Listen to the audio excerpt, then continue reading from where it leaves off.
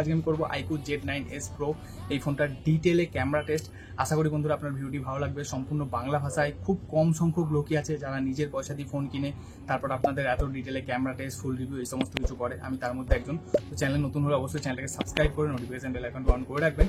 আর যে কোনো কোশ্চেন থাকলে আমাকে কমেন্ট করে জানাতে পারেন, আমি অবশ্যই চেষ্টা করবো আপনাদের সবার কমেন্টে রিপ্লাই দেওয়ার। তো চলুন বন্ধুরা ভিডিওটা স্টার্ট করা যাক। ওকে বন্ধুরা, তো সর্বপ্রথম কথা বলা যায় ক্যামেরা সেটআপের ব্যাপারে। এবং এই ফোনের মধ্যে 50 মেগাপিক্সেলের মেন সেন্সার উইথ ওআইএস এবং 8 মেগাপিক্সেলের একটা আলট্রা ওয়াইড ক্যামেরা প্রোভাইড করেছে এবং তার সাথে রয়েছে ফ্রন্টে 16 মেগাপিক্সেলের একটা ফ্রন্ট ক্যামেরা, যেমনটি দেখতে পাচ্ছি। ওকে বন্ধুরা, তো সর্বপ্রথম আমরা করবো কালার অ্যাকুরেসি টেস্ট। এবং এখানে বন্ধুরা দেখতে পাচ্ছেন কালার্সগুলোকে যে ভিভো আছে, ভিভোরই সাব ব্র্যান্ড iQOO, তাই একটু বুস্টেড কালার দেয়। বাকি বন্ধুরা ডিটেইলিং লেভেল যথেষ্ট ভালো, যেমনটি বন্ধুরা দেখতে পাচ্ছেন। এখানে আমি কিছু ফুলের ফটোও দিয়েছি। কেমন লাগছে আপনাদের কালার্স অবশ্যই নিচে কমেন্ট করে জানাবেন। বাকি হ্যাঁ, একটু বুস্টেড কালার তো ডেফিনেটলি দেয়, একটু স্যাচুরেশন লেভেলটা হাই থাকে। বাকি ডিটেইলিং লেভেল কিন্তু মারাত্মক, ডিটেইলিং লেভেল নিয়ে কোনো প্রবলেম হবে না। যেমনটি বন্ধুরা দেখতে পাচ্ছেন একদম ডিটেল ফটো ক্যাপচার করে। 50 মেগাপিক্সেলের মেন সেন্সার যথেষ্ট ভালো ডিটেইলিং লেভেল প্রোভাইড করতে পারে, তো ডিটেইলিং লেভেল নিয়ে কোনো প্রবলেম হবে না।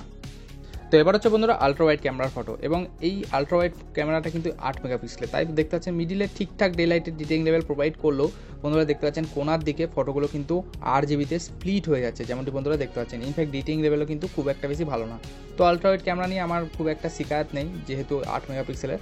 বাকি মিডিলে দেখতে পাচ্ছেন ডিটেইলিং লেভেল ভালো, কালার্স বাগেরা মোটামুটি আমি ভালোই বলবো। বাকি বন্ধুরা যদি মেন সেন্সার শিফট করি, মেন সেন্সারটা কিন্তু অসাধারণ।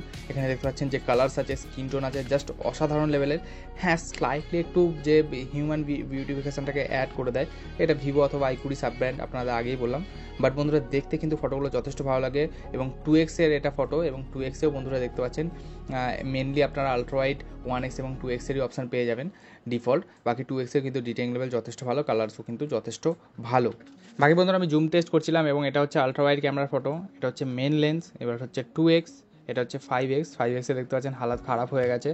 বাকি বন্ধুরা এটা হচ্ছে 10x, তো ম্যাক্সিমাম 10x অবধি জুম করতে পারে এই ফোনটা। বাকি বন্ধুরা এই ফোনের মধ্যে প্যানোরামা ফটো তোলারও অপশান রয়েছে, এবং আমি দেখতে পাচ্ছেন একটা প্যানোরামাটিক ফটো ক্লিক করেছি, যথেষ্ট ডিটেল প্যানোরামাটিক ফটো ক্যাপচার করা যায়।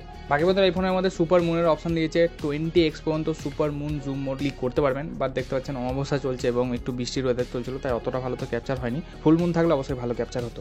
ওকে বন্ধুরা, তো এবার হচ্ছে সেলফি। এবং সেলফিটা আমি ঠিকঠাক বলবো খুব ভালো না, যেমনটি দেখতে পাচ্ছেন খুব বেশি ডিটেইলিং লেভেল কিন্তু প্রোভাইড করছে না, যেমনটি আপনাদের জুম করে দেখানোর চেষ্টা করছি। বাট ঠিকঠাকই আমি বলবো, খুব ভালো না, খুব খারাপ না। এটা হচ্ছে একটা পোর্ট্রেট সেলফি, এবং পোর্ট্রেট সেলফির ক্ষেত্রেও দেখতে পাচ্ছেন ডিটেইলিং লেভেল কিন্তু খুব একটা বেশি ভালো না, বাট এইচডি এক্সনটা যথেষ্ট ভালো।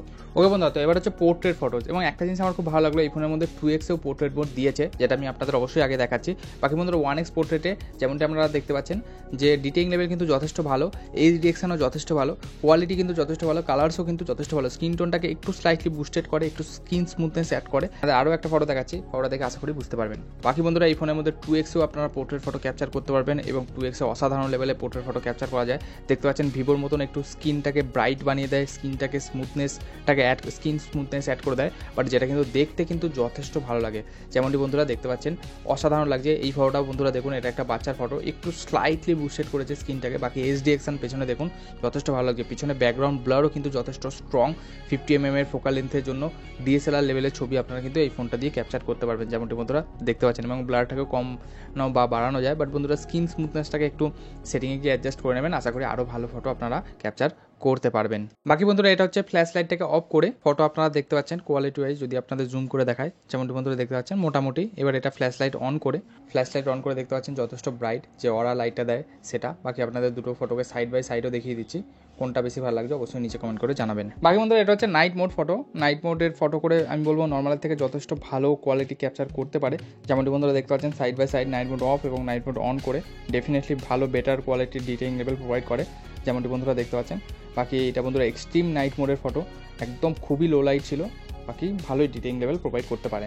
ওকে বন্ধুরা, তো এবার এটা হচ্ছে 4K 30 fps এর স্যাম্পল, যেমনটি বন্ধুরা দেখতে পাচ্ছেন কালার্স যথেষ্ট ভালো, স্লাইটলি একটু ভাইব্রেন্ট কালার প্রোভাইড করে। বাকি স্টেবিলাইজেশন 4K 30 fps এর রেকর্ড হচ্ছে, স্টেবিলাইজেশন কিন্তু যথেষ্ট ভালো, যেমনটি বন্ধুরা দেখতে পাচ্ছেন। হাঁটলে কিন্তু জেলি ইফেক্ট আপনারা দেখতে পাবেন না, বাট দৌড়ালে সামান্য একটু জেলি ইফেক্ট দেখা যায়। এটা মোটামুটি এই বাজেট রেঞ্জের যে কোনো ফোনেই দেখা যায়, বাট স্টেবিলাইজেশন হিসাবে আমার কিন্তু খুবই ভালো লাগলো। ইনফ্যাক্ট বন্ধুরা জুম ক্যাপাবিলিটির জন্য আপনারা দেখতে পাচ্ছেন স্মুথ জুমের অপশান পেয়ে যাচ্ছেন। ইনফ্যাক্ট 10x পর্যন্ত ম্যাক্সিমাম জুমও আপনারা কিন্তু করতে পারবেন এই ফোনটার মধ্যে, যেমনটি বন্ধুরা দেখতে পাচ্ছেন 10x জুমও কিন্তু প্রোভাইড করেছে। বাকি বন্ধুরা আমি একবার ফোকাসিং টেস্ট করেছিলাম, দেখতে পাচ্ছেন ফোকাসিংও কিন্তু যথেষ্ট ভালোভাবে হ্যান্ডেল করে নেয়। বাকি এক্সপোজার লেভেলটাকে স্লাইটলি একটু ডিলে করে, যেমনটি দেখতে পাচ্ছেন এক্সপোজার লেভেল অ্যাডজাস্ট করতে একটু ডিলে হয়। তো এবার বন্ধুরা যে ভিডিওটা দেখছেন এটা 4K 30 fps আমি পুরো এক্সট্রিম লেভেলের স্টেবিলাইজেশন টেস্ট করেছি। যেমনটি বন্ধুরা দেখতে পাচ্ছেন আমি বাইকের পেছনে বসিয়ে অনেক জোরে বাইক চালাচ্ছিলাম এবং যথেষ্ট উপর নিচে ছিল, ঠিক আছে, গর্তও ছিল। তো যেমনটি বন্ধুরা দেখতে পাচ্ছেন সেই অনুযায়ী আমি বলবো স্টেবিলাইজেশন কিন্তু যথেষ্ট ভালো। ওআইএস এবং ইআইএসের কম্বিনেশন রয়েছে 4K 30 fps, যার ফলে স্টেবিলাইজেশন কিন্তু যথেষ্ট ভালো। বাকি বন্ধুরা এটা হচ্ছে ফ্রন্ট ক্যামেরার videography. Maximum front camera 1080p 30 fps video record করতে পারবেন। আমি ঠিকঠাক বলবো স্টেবিলাইজেশনটা আমার খুব একটা অত বেশি ভালো লাগেনি ব্যাক ক্যামেরার মতন। যেমনটি বন্ধুরা দেখতে পাচ্ছেন একটু জিটারনেস দেখতে পাবেন। ইনফ্যাক্ট ডিটেইলিং লেভেলও খুব বেশি ভালো না। আগেই বলেছি ফ্রন্ট ক্যামেরাটা আমার অত বেশি পছন্দ হয়নি এই ফোনটার। কিন্তু একটা জিনিস যেটা আমার খুব পছন্দ হয়েছে, এই ফোনের ফ্রন্ট এবং ব্যাক দুই দিকেই আপনারা পোর্ট্রেট ভিডিও রেকর্ড করতে পারবেন, বাট 720pতে।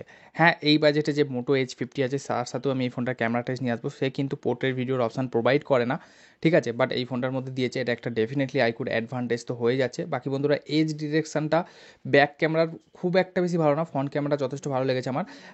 বাকি খারাপও নয়, এই বাজেট অনুযায়ী খারাপও নয়, বাট স্টেবিলাইজেশনটা অতটা ভালো না, বাট দিয়েছে এটাই অনেক এই বাজেটে। তো বন্ধুরা দেখে নিয়েছি ভিডিওটা, খুব শিগগিরই কিন্তু এই ফোনটার সাথে মোটো H50 আমি ক্যামেরা টেস্ট আনবো। চ্যানেল নতুন হলে অবশ্যই চ্যানেলটাকে সাবস্ক্রাইব করে রাখবেন। বাকি যে কোনো প্রশ্ন থাকলে নিচে কমেন্ট করে বলতে পারেন, আমি অবশ্যই কোশ্চেনে আপনাদের উত্তর দেবো। তো বাস বন্ধুরা আজকে ভিডিওটা এবং আমার ভিডিওতে পুরো শেষ অবধি সাথ দেওয়ার জন্য অসংখ্য ধন্যবাদ।